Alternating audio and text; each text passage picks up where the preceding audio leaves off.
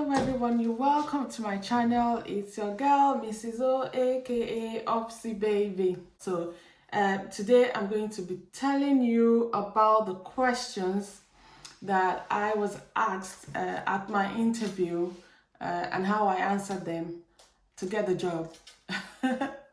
And it's in adult mental health social work. So if you want to hear how this happened, just keep on watching.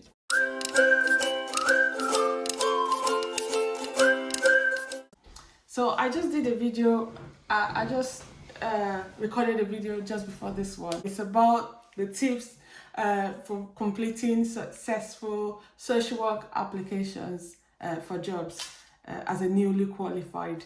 So yeah, if you haven't watched that video, please make sure you watch that video after watching this one. So on this channel, I do logs. I record videos with my family. I tell migrant stories about myself, my family in the UK, because we're migrants in the UK, originally from Nigeria. I rant once in a while when there's something that I'm not happy about. I just, throw it out there. And yeah, just generally vlogs once in a while, travel videos once in a while. This is what this channel is about. And now that social work has now become part of my chronicles, I will be sharing a lot about my social work journey. So I will be going back in time because I didn't start this from the beginning. I will take you through how I went through the MA in social work, how I went through my placements. I did 2 placements in children's services, and how I've now got the job that I've got. Just to say, just for reference point, this is happening during lockdown in 2020, where we can't go out. We're in Britain and we're in another lockdown. This is November 2020, and we've all been asked to stay at home. So my interview was actually via Teams. It was virtual, as I didn't go into any office. So it was virtual. So the first thing I'm going to say is make sure your connection is right. Test your Teams, make sure everything is working, make sure you're on time. You don't even want to be late for a virtual interview. So yeah, that's you should know that. I'm sure you know that. And I was also going to say, even though it's virtual, I did dress up. I think my makeup was somewhat like this. This was exactly how I did my hair that day. I was wearing a top similar to this, only it was black. Yes, a turtleneck, black top.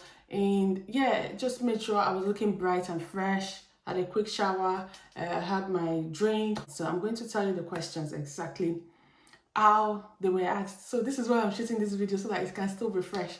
Because I know a lot of people, you just wish you could get someone who could tell you exactly, the questions that they had in the interview. So as I said, this job is for, these questions were for a mental health social worker in the adult sector, with a chance, a possibility that they might then recommend the person to go for an arm training. That would be, later in the future, not now. So, but there's just that possibility that was advertised with it. So when this job was advertised, I didn't feel fully qualified because they wanted an AMP or a newly qualified social worker with a lot of experience in mental health field.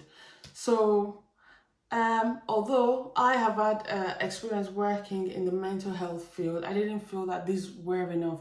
And I'm going to tell you today, whatever job you're doing, just make sure you're taking a record of it. I've done a lot of jobs in the UK. I've done a lot of menial jobs as well in the past. But my experience is that I was able to claim as having worked in the mental health field, where even as a healthcare assistant in a residential home, looking after the elderly with mental health problems, and also of working as an agency worker, as a healthcare assistant in a mental health hospital. So these were the experiences that I was able to claim. But you know what? They obviously were good enough. So right now, I'm going to shoot the questions that I was asked. So the first question that I was asked was, classic, tell us about yourself. So how did I answer this? In the past, I used to blab a lot about My first degree is in English. I've got another master's in business decision management, and then this, da da da. My background is.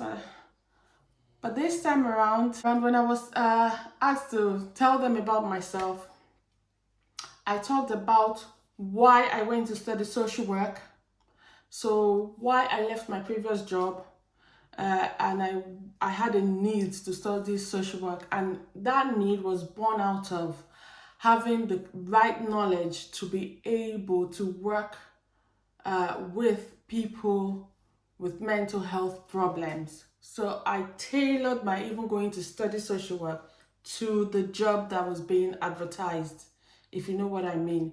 So I said that about myself. I said about the gaps that might be in the social work field that I feel that I'm able to fill.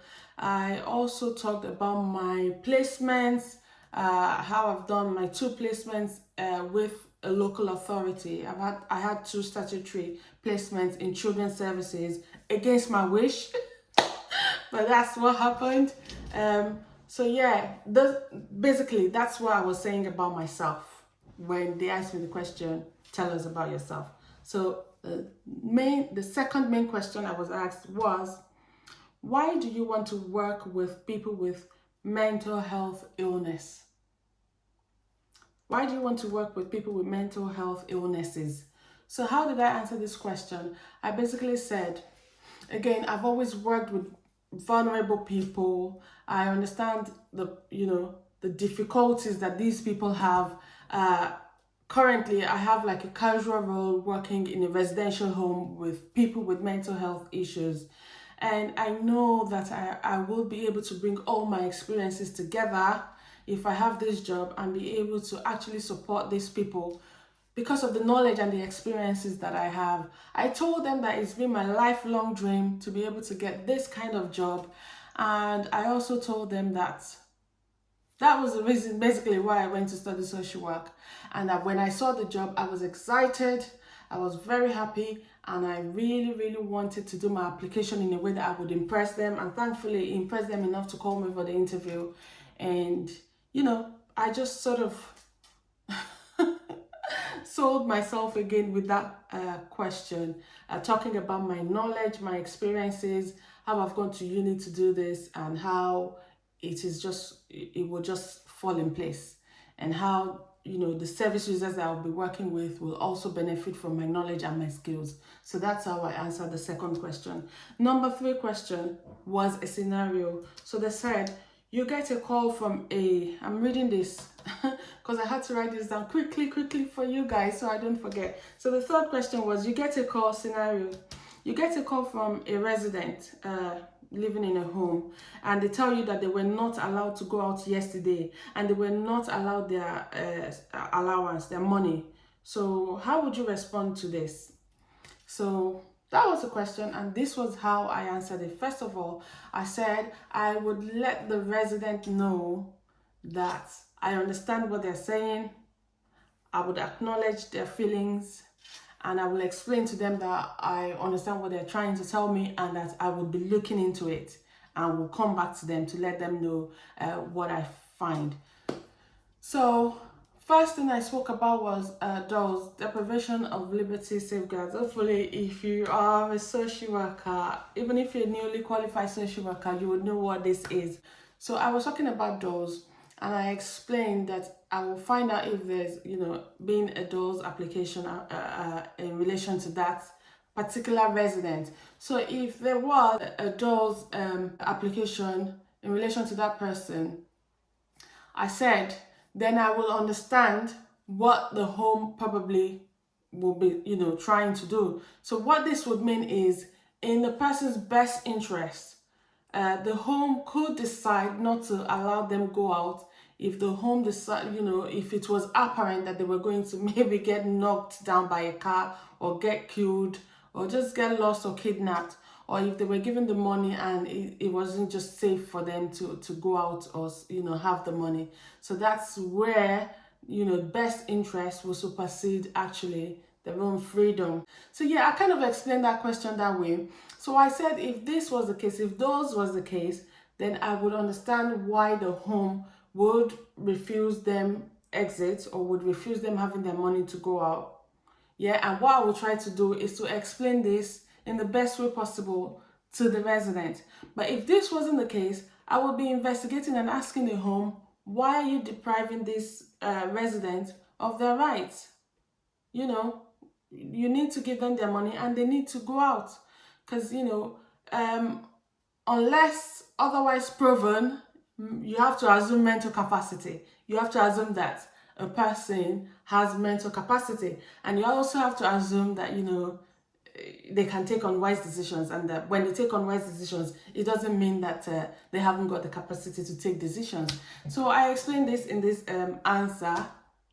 I hope it's clear. If you are a social worker, you would understand what I'm saying. But that's exactly how I answered question number 3.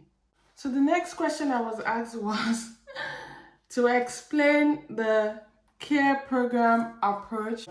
So luckily for me, because I'll be honest with you, this job, I only got notified about the interview like barely 24 hours before it.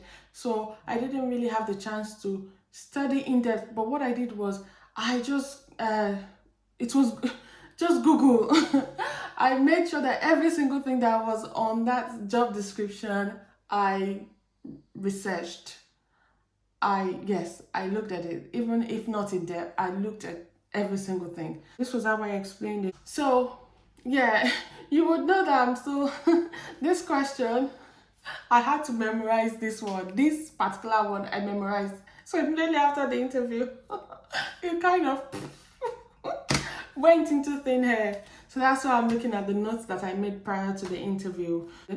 I said you get this if you have severe mental health problems, maybe severe mental health disorder, there's a risk of suicide, self-harm, or that the person might harm others, a risk of neglect for themselves, that they might not use their medication or go through a very serious treatment, that they might be vulnerable because of financial difficulties or misusing drugs or alcohol, or they have been recently sectioned. So I explained all of these in answering the question, and there will be a care coordinator that is actually doing the planning and that will be reviewing the plan, and this person can be a nurse, a social worker, or an occupational therapist. So that's basically how I answered that question, and I noticed that they were nodding and they were happy when I was answering that question. So the next question, I was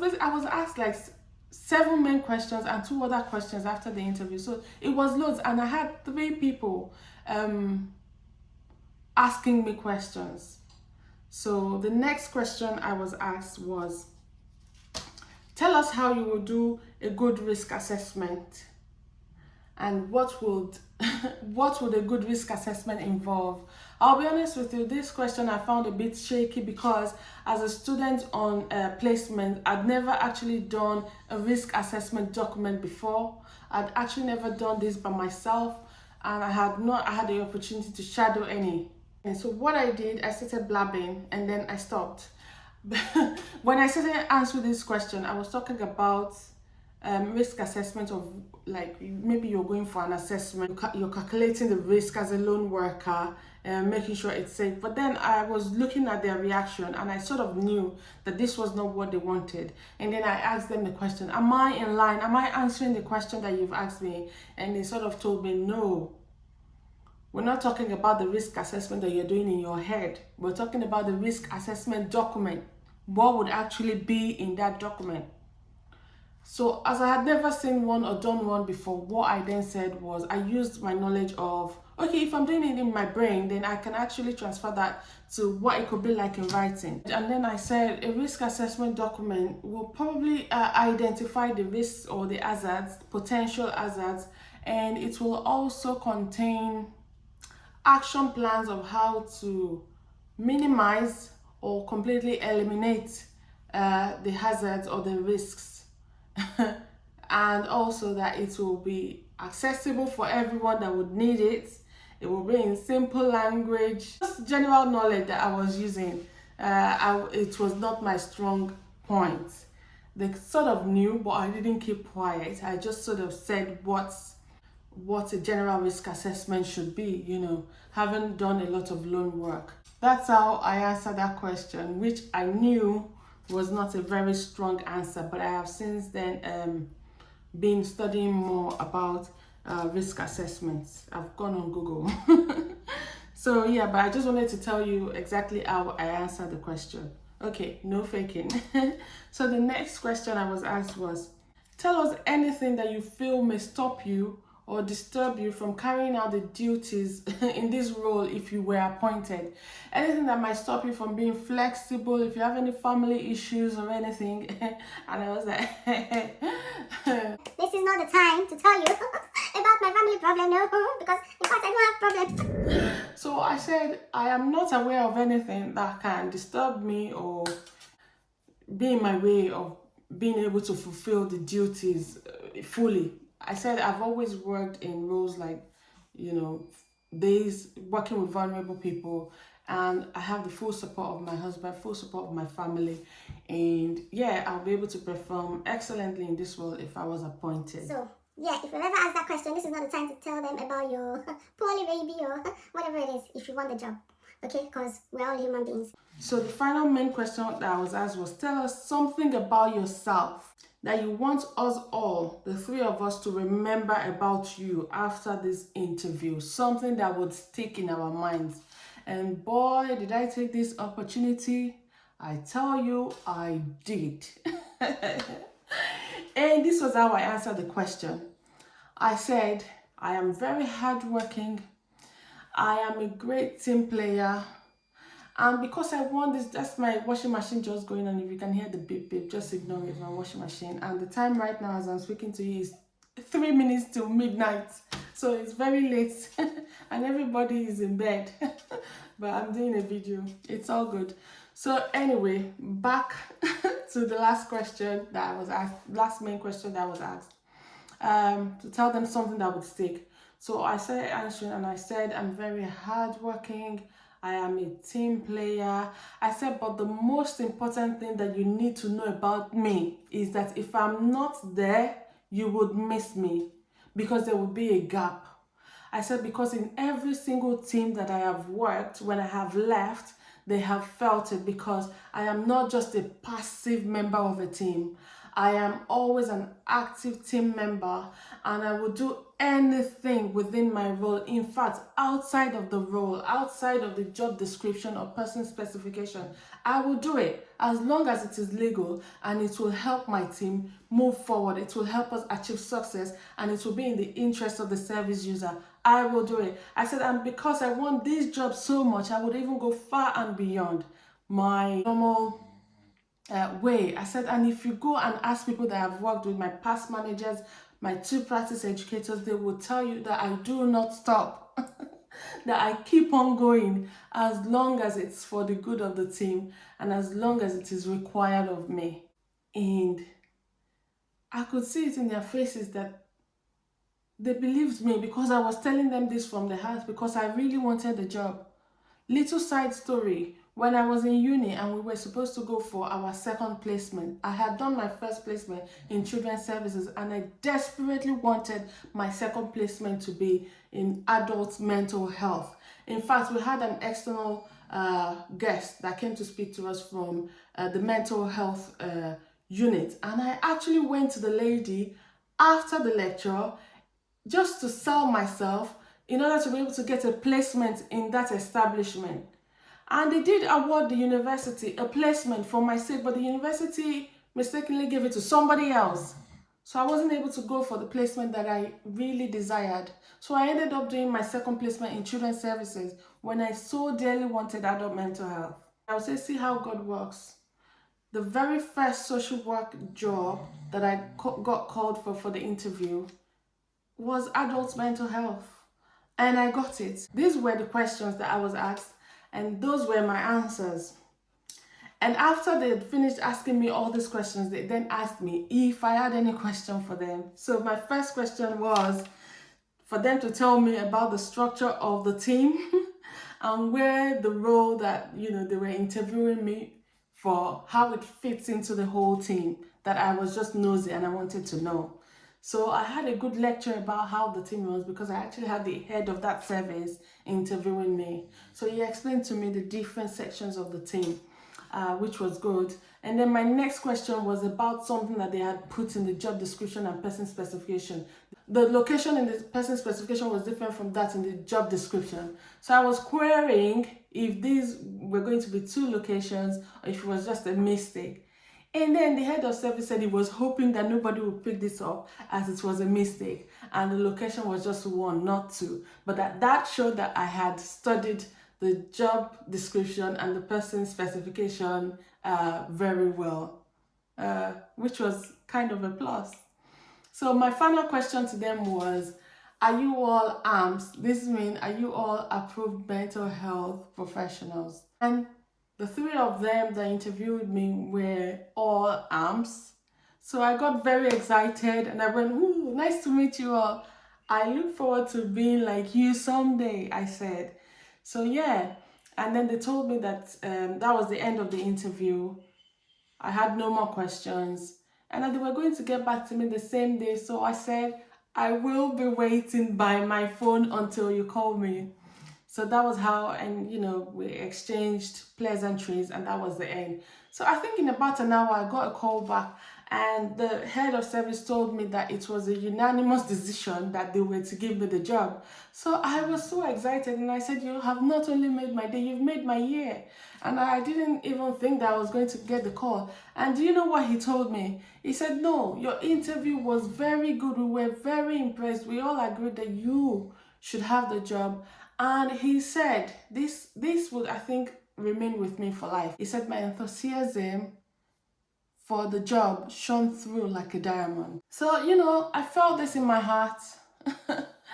And I thought to share, this with you. So if you're a newly qualified social worker or a returning social worker, or you're just looking for any kind of job, remember, even if you're not doing a face-to-face interview, even if you're doing a virtual interview, just be bright about it. Just let them know that you really want the job, if you really want the job.